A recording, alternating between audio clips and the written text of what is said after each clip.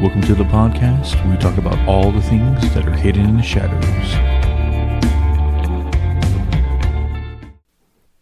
This is Isaac. This is Megan. And on an episode that I've been trying to get Megan to go along with for a while now. Since, probably January. Yeah.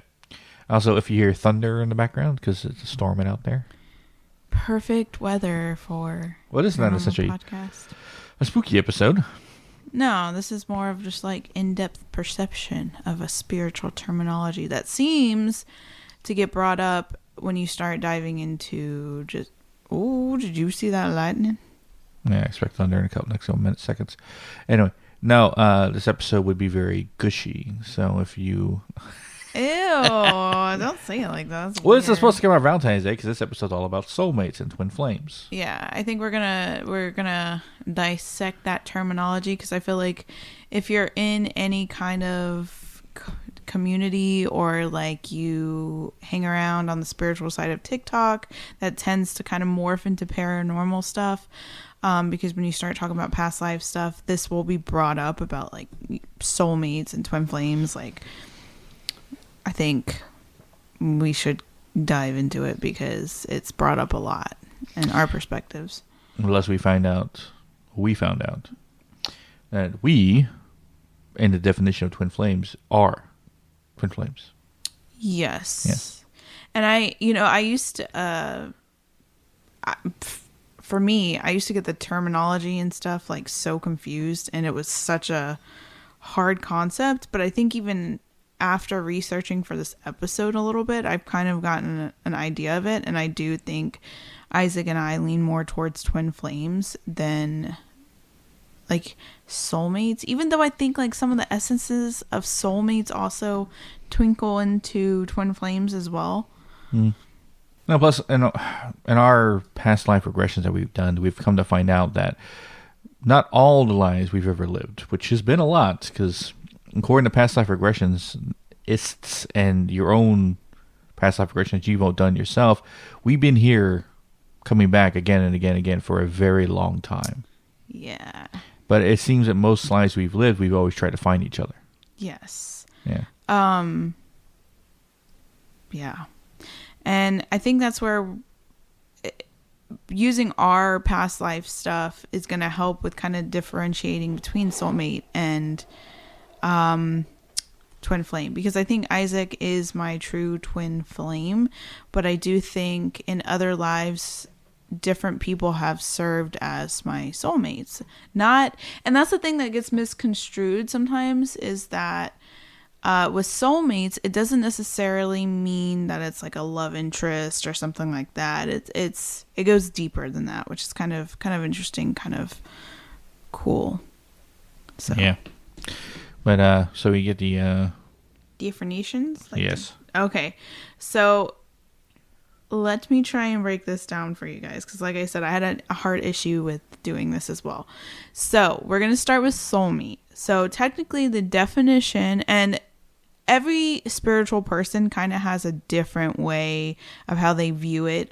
So just keep that in mind. This is just what we found, what resonated for us, what also made sense with what we were getting and what we've talked with other people in the spiritual community kind of about, how we've learned to differentiate the soulmate from twin flame.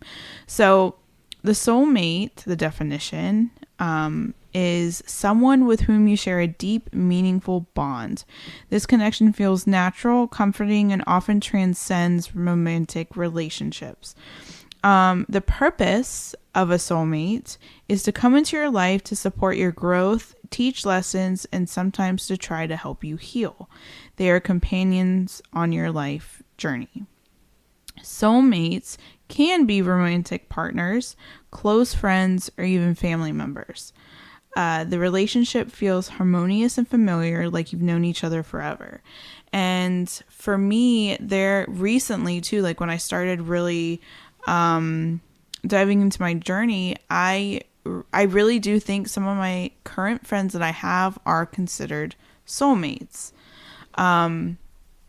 Because there's one friend in particular I know I had past lives with, and she like, I feel like when Isaac doesn't come into a life with me, like, because there has been lives that I've lived that Isaac was not present, she's present.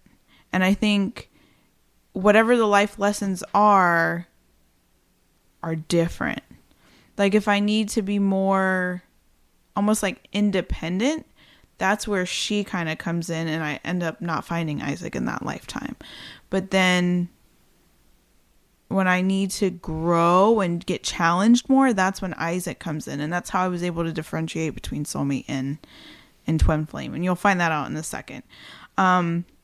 So with a twin flame is thought to be the other half of your soul, metaphorically speaking.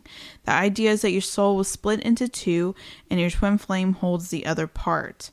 The purpose is this connection is supposed to be intense and transformative, and twin flames are meant to challenge you, mirror your innermost fears and desires, and push you towards profound personal growth. It is believed that you can have multiple soulmates, but only one twin flame. And twin flame relationships can be passionate, but also can have some turmoil to them, as they involve deep self-reflection and emotional upheaval.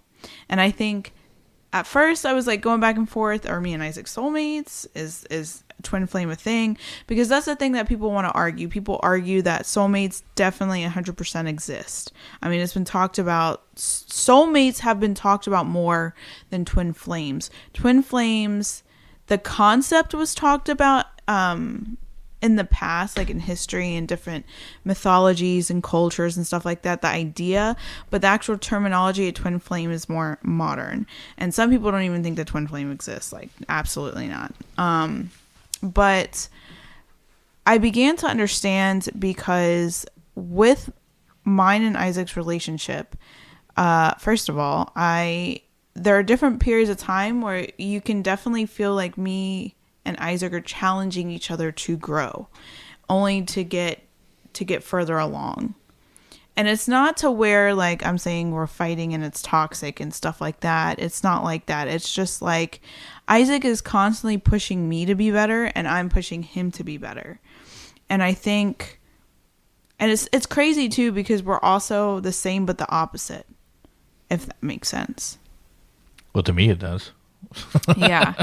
It's like, you know, like, for instance, even in this aspect of the podcast, when you hear me, I tend to be a little bit, well, I don't want to say it to sound weird, but, like, for instance, my cadence sometimes comes off as not intelligent. I will say that for myself.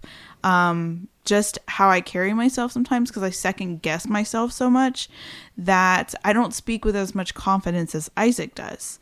But a lot of people have commented that I'm a lot more warm sounding than Isaac.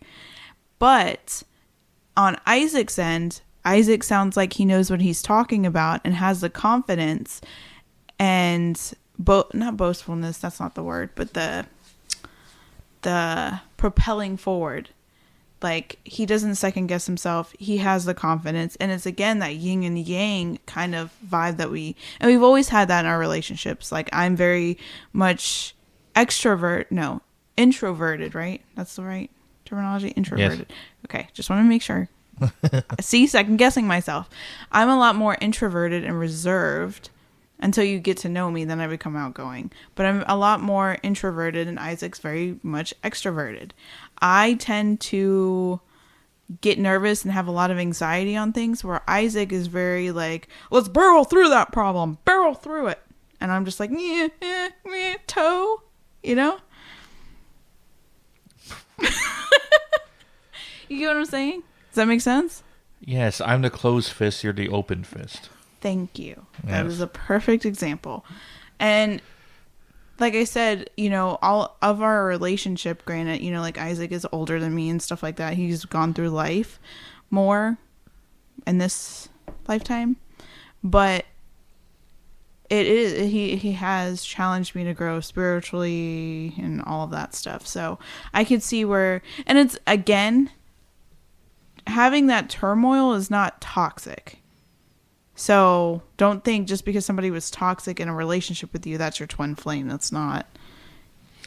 And to be 100% specific about this situation, Some people I've heard say they have their twin flame they've been on and off relationship with. They broke it up, they got back together, got back together.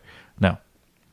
When you're with a twin flame, as our relationship has been, from the day I met you, and from that day on, I never wanted to be without you. Oh my God, people are rolling. Oh my God. Good shit. I said this was meant around Valentine's Day. Yeah. But we're always late. Yeah. But no, it was a consistent attraction. I think I've mentioned this before, but I dreamed about Megan before I even met her. Yeah, and I have a story I could tell you too. That's pretty insane. Consistently dreams. And I spent about 4 or 5 years single, not dating, not doing anything. And I've always been a romantic. I always wanted to be in a relationship. I even told myself when I was like 16 that I wanted to be married by I was 25. Mm-hmm. So I was always looking for love, as essentially. And I had consistent dreams about a girl who I never saw her face directly. Never saw her face directly. Always around, kind of side profiles and stuff like that. And when I met Megan for the first time, it was just like, hey, like I had like a second guess, like I seen her somewhere before, and like no, I never met her, but what? And I kind of had that thought in the back of my mind, and then it just became like consistent, like attraction. Like I wanted to be there, and then over time we figure out why. Yeah, and I think, and it's the oh my gosh, it's the corniest thing to hear. I know some people are gonna cringe, like, ooh, but literally. People. But single people, oh my gosh. No, but literally, like because I was very like anti-love. I was not for it. Like I thought I was going to be somebody that was going to be very, very career driven and stuff, and just not worry about that till like way, way, way later in life. But when I saw Isaac, it was like everything, and I had like crushes and boyfriends and stuff like that before, so it wasn't like it was a new thing for me. But like when I saw Isaac, it was like pew pew fireworks, you know, like it was I remember telling my mom just like looked at me like okay, like ooh, like I don't know if I want to, but literally it was like, oh shoot, okay, because I was like, I didn't even want to, I was thinking about canceling the first date and everything like that. And my mom was like, no, just go see how it is. Like, just, you know, if you don't like it, whatever. But like, so yeah. It was like fireworks when I first saw Isaac. Like, it was so familiar. Like, it was pretty crazy. It was like, I don't think even to this day I've ever had an aha moment or something click like that for me. Been together a while. 14 years, married 12. Yeah. Yeah. So, well, married 12 in September, but yeah.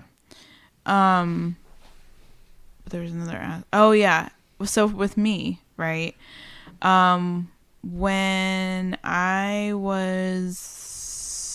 forgot how old I was, but I came back here, to visit my grandmother, and she kept telling me, and I was very lost when it came to religion and stuff like that. And she told me, hey, the one thing I did not like about Catholicism was confessions. Like, I hated it. Like, I was willing to let go of that religion just because of confessions alone. I just didn't like it. I felt very vulnerable, and I just felt like, why can't I talk to, like, God? Why do I have to go through a priest? I just didn't understand. Anyways. So I remember being in the confessional, and I had no, like, you know how you're supposed to read a certain prayer and stuff like that. I had no clue what I was doing. I was just like, I'm uncomfortable and whatnot. And I remember he just like looked at me, because I did the confession where it was like face to face. And he was like, I just want to let you know that God is going to bring you a man like Abraham's son, which, if anybody knows anything about that story, Abraham's son's name is Isaac. And I remember going, I was like, who's Abraham's son again? And then I saw Isaac, I was like, I don't know an Isaac. Psh. I don't know an Isaac. Like, what is he talking about? Like Isaac? Like, what? And I even looked up, like, I remember characteristics of that. Like, I just didn't understand it, and long and behold. And I remember, too, before I even, and this shows you, like, those little quizzes that everybody, I know some people take them on Facebook sometimes back in the day, but, like, MySpace used to have them, too. Like, those little quizzes that would tell you, like, your next boyfriend's name is... And I remember I got Isaac so many times. I was like, who the hell is this Isaac? And sure enough, that was my husband's name. At the time. But, no, it's the idea of the twin flame thing actually came to more fruition as we gained our abilities. Or I gained mine, you just strengthened yours. And it came more fruition to the idea that if we were one person with our abilities combined together, right? Dangerous, unstoppable, with that level of power in one person. So essentially, we were split in two to separate our abilities, because my ability combined with yours together, we are a formidable force, right? And most people said you're like the dynamic duo. Nothing's been able to stop you guys together. That's 100% correct, right? Together, we're unstoppable when it comes to what we do in with our abilities. So that's how that made more sense to me, the idea of the twin flame, right? A soul split in two. Yeah. And I think the idea too, just on our personal journey, like, I don't think if the podcast was just Isaac, it would make sense. If the podcast was just me, it wouldn't make sense. I think literally as we're going through this journey and learning and stuff like that, we're also finding that we have to do this together. For some reason, the podcast, when it comes to the podcast, when it comes to even the paranormal team, for whatever reason in this lifetime, it is not meant for us to do it not together. And not with me and Isaac as the focal point. Because we tried, like, you guys have known, especially if you guys have been around, that we have tried with other groups and stuff like that to do the paranormal thing, locally. And it didn't work out. And I truly believe because, for instance, one team, Isaac was very at the forefront and I was put on the back burner. Then in another team, I still was on the back burner and Isaac was very in the forefront. And we realized that it wasn't going to work if me and Isaac weren't at the same thing working together. And that's why even now, even though sometimes, like, I'm behind the scenes at, like, locations, I'm behind the camera filming and stuff like that, there's still elements that I can contribute, and I'm still at the same level as Isaac. Yeah. Mike's probably listening to this and going, "Aww." Well, that's the thing. Mike and Christy from Unknown Paranormal, if there's any idea of soulmates right now, it's them. Yeah, for us, yeah, for sure. And that's why I think this lifetime, this current one, right, of many of the lives we've lived in the past, this one's very important. Because it feels to me as if we were meant to find each other, but we also picked or made sure that each people who were part of our soul family, as people call it, and all the soulmates that we might have made over our lifetimes are all here together at the same time. Because this time, this place, this moment in existence is important. For reasons that are yet to be 100% known, but we have our suspicions. But, yeah. That's it's kind of like my theory of why we're meeting so many people that are like, hey, we've done this before, right? Yeah, it's kind of crazy. Like, I remember, because I truly believe the person that I'm talking about, that I think when I don't have anybody else in the lifetimes and I'm supposed to have somebody with me, I think it's my friend. I know I've talked about it on here, but my friend Jess. So, like, for instance, when I don't meet up with Mike and Christy in another life and I don't meet up with Isaac, Jess is always there kind of guiding me. And it just shows too, and I think, because I was looking up too, like, soul tribe, when someone uses the word soul tribe, right? I know it's so, like, new age like spirituality talk, but when you use soul tribe, like essentially if I were someone to say what is a soul tribe to you, to me it's similar to like all the people that you've done past lives with, almost like the soulmates. I guess that would also make sense. But it's when you're on the same, like for instance, hold on, let me think how to say it. Your purpose is similar. And they're the ones are supposed to, because like I think there's like, I think you can have like people in your bloodline that are your soulmates in this lifetime, like, you know, like family members that you're closer to than others, like that kind of thing, but they're not doing the same purpose as you. Their purpose is not to go on paranormal investigations. Their purpose is something else. They're still your soulmate, but that wouldn't necessarily make it them your soul tribe, because they're not living that same purpose as you. They're not part of your purpose, if that makes sense. Like, I'm very, very close with my siblings, my 2 sisters, but I know damn straight that my purpose is not the same as them. Both of them want nothing to do with the paranormal. So, you get what I'm saying? I think soul tribe is the grouping of people that are supposed to help guide and be there for you, and you're supposed to help each other, i.e. a tribe, to go on that purpose that's supposed to be fulfilled. Yeah. Because I know I've met a few people already who are part of that, and now their journeys have moved them elsewhere, but there's still going to be a lot more. Yeah. Yeah. And I do think the way it works is, I think different avenues sometimes call in different soulmates. And that's why I think sometimes with relationships, this is how I've overcame betrayal in this lifetime. I think it's the best way to say, is because I understand that. Could you like imagine having everybody you ever spoke to ever stay with you your entire life? That would be a lot of people to pour into their cup and talk to and be friends. And that's why I think literally, what is that saying? Some people stay for a season, others stay for a reason. Whatever it is. I think that's it. Yeah, something like that.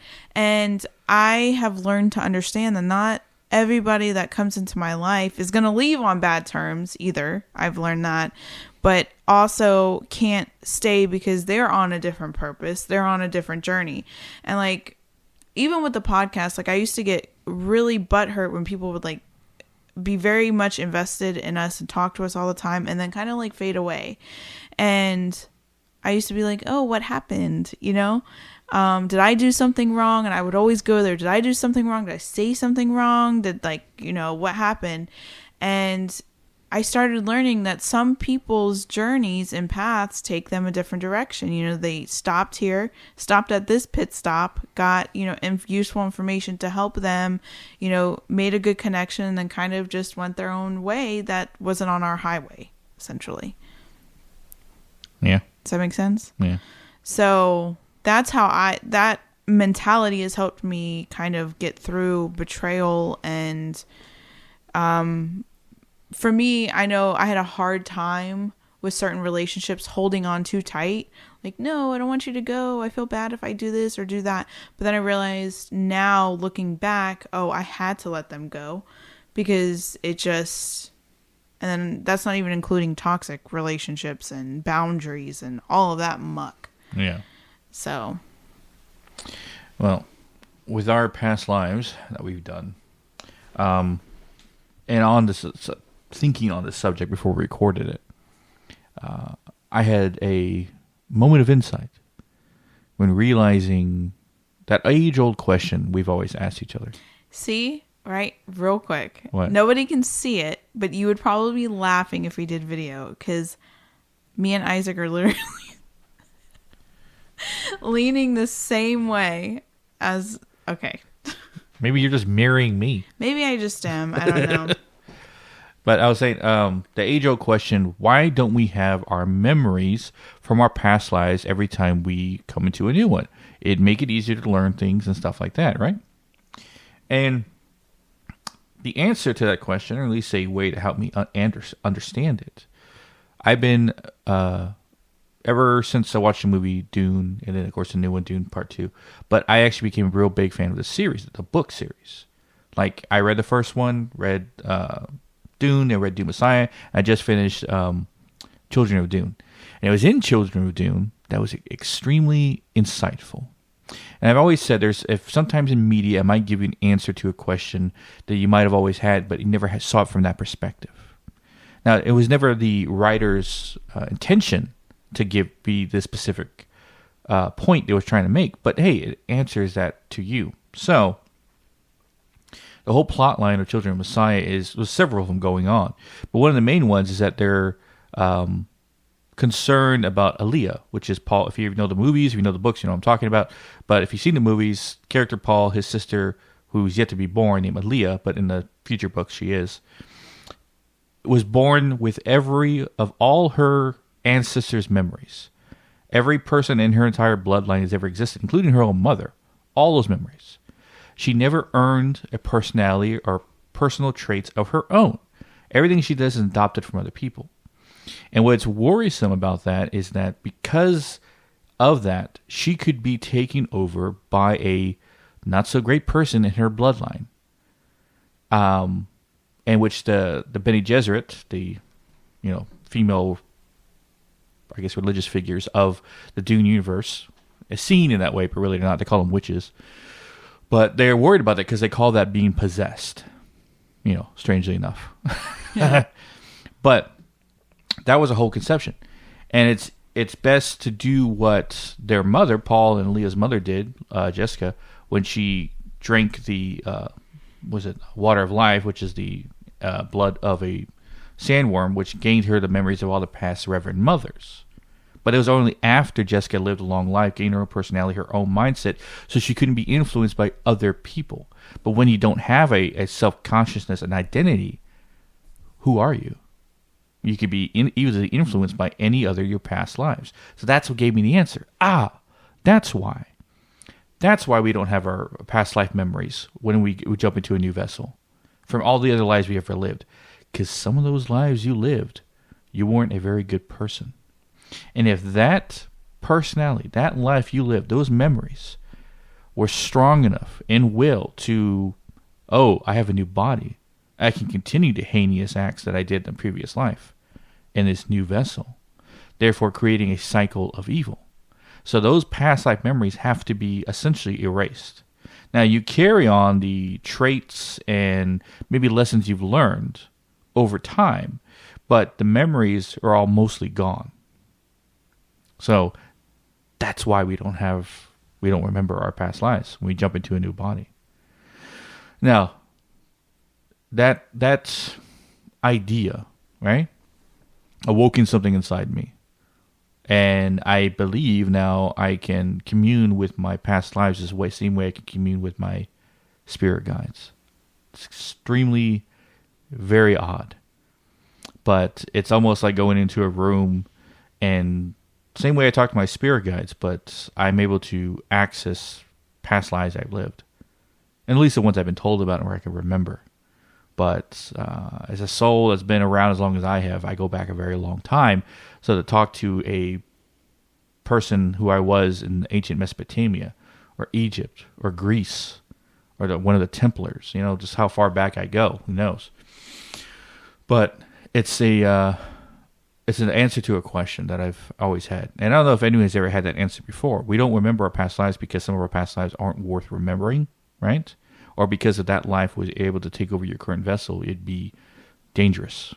So, but when I remember the past lives and stuff like that, the consistency is that we are always finding each other.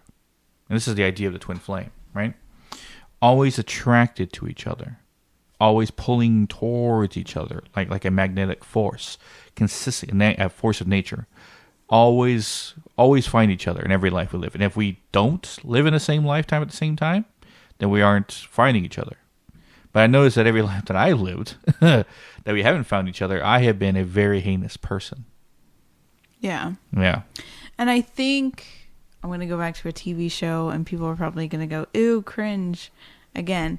So one of the shows that I watched, shoot, and I wish it would have never got canceled, but one of the shows that actually talks about this is a main premise of the main characters is Witches of East End.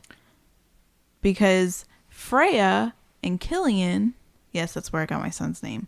Freya and Killian, they're not romantically together in this life, and they don't know where the attraction is coming from.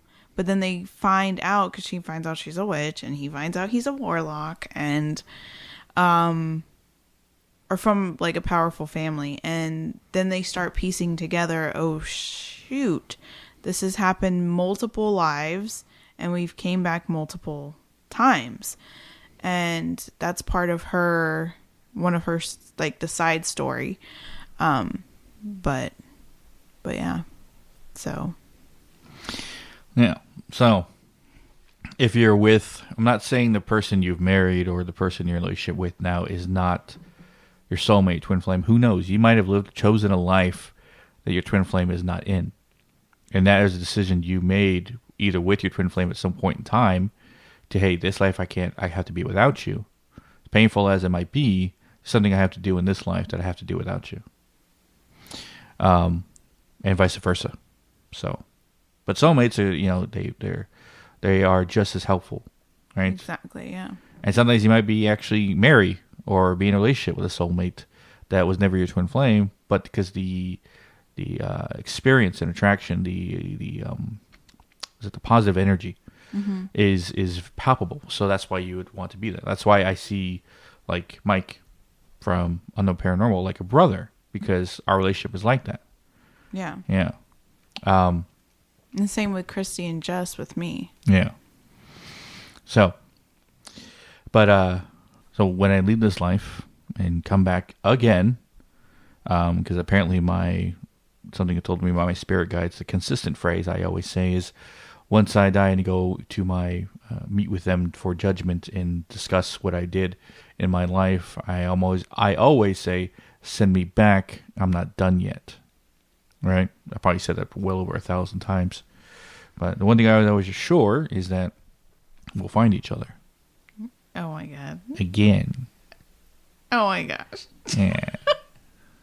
What was that the phrase? I forgot. Was it I think it was in Infinity War or no, WandaVision. There we go. Where Ultron, Vision, and Wanda her fake reality that she's built was falling apart, and Vision was basically ceasing to exist in this reality. I think the phrase said, "We've said goodbye before, so we know we'll say hello again." Oh shit! Yeah, and so that's. Ooh, chilies. Yeah. If there's anything I say on my deathbed to you, that's what I'm going to say. Oh my gosh! I'm going to save it. Oh my gosh! No, this concept is just crazy because you're taught so early on that, like, I don't know, it just is crazy to me because growing up I was taught like very basic things and societal norms, just basic on everything. Like, you meet a person and you might have a happy marriage, you might and you have kids and then you do a job, get a career, like just the basic, and then to find out and learn and just conceptualize that there's just so much more to life, it makes it worth living, even though some of the lessons suck ass. I'm not gonna lie, some of the lessons are intense and frustrating, and like I said, came down here to do this crap, but it's just, it blows my mind because I think now back to like when I was younger, and just to think that these elements and stuff like that are so much bigger than what we were told. It's just mind-blowing. What do you mean told? Like, for instance, like we were told, like, you go to school, get good grades, you go on to have a career, and you go to college, and you like, it's just so like what we were told that is what you're supposed to do is so basic compared to actually how life is. That was the brainwashing for the cog and the gear. Yeah. Yeah. Yeah. It's just crazy once you break out of that little box that everybody tries to be shoved into. Yes, because when you witness reality for what it is and start seeing everything from a different point of view, everything starts becoming mundane, and then you start looking for things outside of that. Mm-hmm. Yeah. And this is why we have come to know what we know and everything we've experienced so far. But the twin flame, the soulmate thing, that's... because when I describe you to other people, how we keep finding each other, stuff like that, I have been told by other psychic mediums, oh, she's your twin flame, right? Yeah. Yeah. Because the fact that we keep finding each other again and again and again in past lives, and we go, me and you probably go back to cavemen probably, but the earliest memory I have of like a flash of a vision is ancient Greece. Right? I'm wearing blue fabric to Greek style armor, so it makes me think we're in Athens or as part of the Athenian army, and you're wearing like a Greek dress, right? With your hair put up and that kind of thing next to like a ivory fountain. Yeah. So, but that's the only memory I have from that period. I can think of it and I can pull that memory, but we were told other past lives we were together and stuff like that. Yeah. Like Betty and Wes. The last one we were part of. Yeah. So I think the bonus episode for this week is actually going to be, I'm going to give you guys an insight into our actual past lives that we got drawn up because, yeah. Oh, you mean the timeline that we've been told so far? Yeah. A little deep dive into more so of the past life readings, like how it was conducted, how we have seen imagery of our past lives, people that are kind of the viewpoint of people that are skeptic about past lives and stuff like that, what they say it is, like the science behind it, and share with you guys what, because I know like my past lives answered a lot of crazy questions, the past life regressions I got answered a lot of crazy questions as to why I did certain things when I was a kid. And this person that did the past life regression wouldn't have known those details. I never told her. So in summary, if you're wondering if I ever meet my soulmate or a twin flame, essentially, you'll know because the attraction will seem supernatural. Mm-hmm. Like, you cannot be without this person. I spent a week without you, right? And I was depressed. I was like, this is like the first time longest we've been without each other, and I couldn't take it. By day 3, I was like, no, I'm tired of this. I want to go home. I don't like this anymore. Yeah, even my sister, because last year he green teamed out, went to Denver. And I don't know I can't even explain why I was so... Like, even my sister was like, what is wrong with you? Like, ew. Like, and I'm like, I don't know. Like, I just miss Isaac. Like, I don't understand why. Like, I mean, I understand why. But, you know, like... That's that old phrase comes from, right? My better half, right? Because that's the other part of your soul. When you split in two to generate one. One being the two. There's a Greek... I forget where it's from. Somewhere in Greece, there's some story about that where a being was from one to split into two, right? Mm-hmm. I can't remember exactly the phrase, but I remember something. It was with Greece. So the legend, the idea of the twin flame is it's been around a long time. And it was just the term twin flame was more modern than the actual story. Story goes back, concepts and stuff like that goes back way back. Yeah, but twin flame is New Age spirituality, kind of. Yeah, you have a lot of soulmates. You know, I mean, a lot of people that are very close, but you'll know you have a twin flame because it's impossible to stay away from them. Yeah. Yeah. Damn, what's going down out there? Right. But I think that's all we have for this episode. Yes. Yes. As always, guys, you can catch our social medias at Hidden the Shadows Podcast on Instagram, excuse me, Hidden in the Shadows Podcast 2 on TikTok, or links to all our social media and all ways you can listen to us at hiddenshadowspodcast.com. Skirt. What?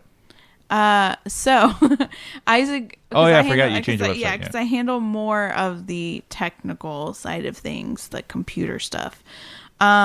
We are currently updating our website to have all of the Hidden in the Shadow stuff. So stuff about the podcast. There's going to be a blog, and then there's also going to be stuff about the paranormal team there. So going to be a fully packed website. And it's currently being worked upon. So if you go to hiddenintheshadowspodcast.com, it's no longer there. It's going to be www.hiddenintheshadows.com. But it's not going to be up until probably April, like the first week in April. So, Never mind then. Totally forgot about that. Skirt. Read skirt. Roll back. Anyway, you know what I'm talking about? No. No. I just SNL laughed skit? because it sounded funny. Oh, you gotta watch that. I'll show you the SNL skit with Timothy Chalamet. Oh yeah, the way Yeah. you say it sounds weird though. Anyway, yeah. So we'll catch you your weirdos in the next one. Yes.